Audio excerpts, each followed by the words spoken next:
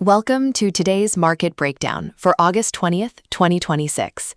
On today's tape, two major developments are resetting how investors evaluate corporate finance and technology valuations. First, financial regulators delivered a milestone update to corporate balance sheet rules, allowing companies to hold stablecoins as cash equivalents.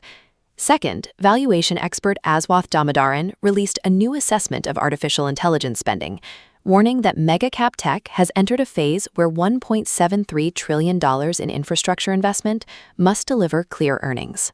Let me frame why both of these shifts matter right now. For months, markets focused almost entirely on GPU order volumes and general federal rate expectations.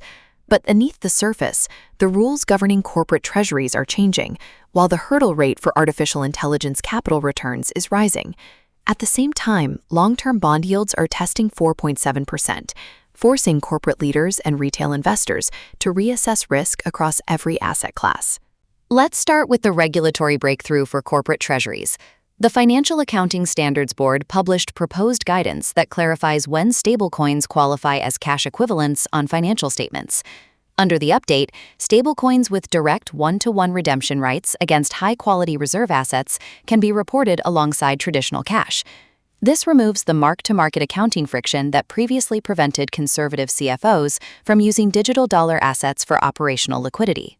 Alongside the accounting standard update, the Securities and Exchange Commission introduced an exemption framework for early-stage digital asset projects.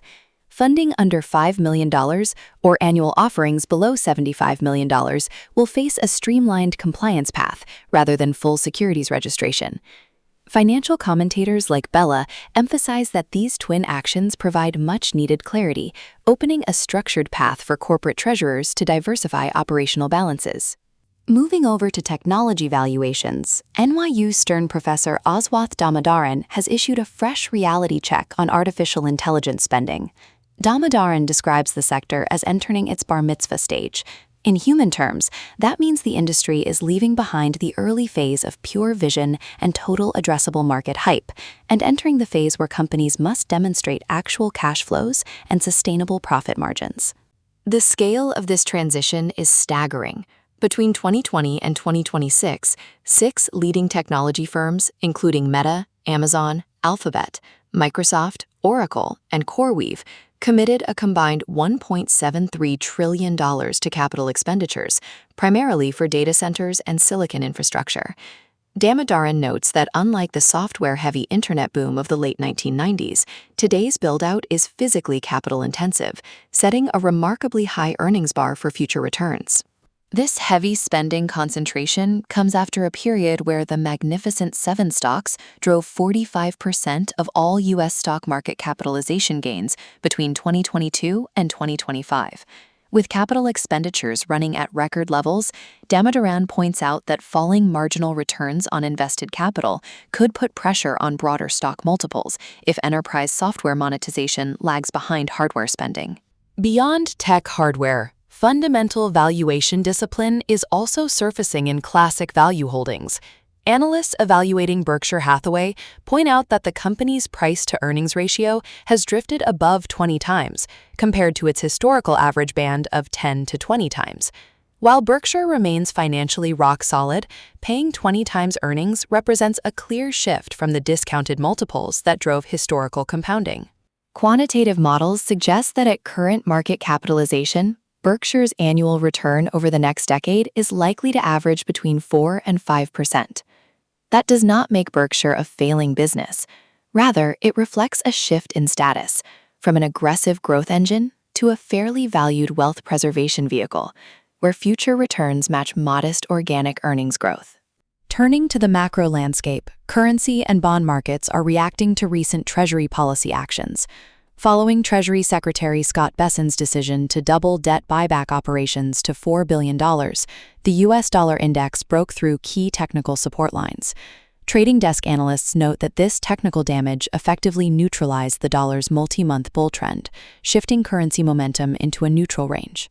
The Treasury strategy amounts to a tactical operation twist, issuing short-term Treasury bills while purchasing long-dated bonds in the secondary market to cap long-term borrowing costs.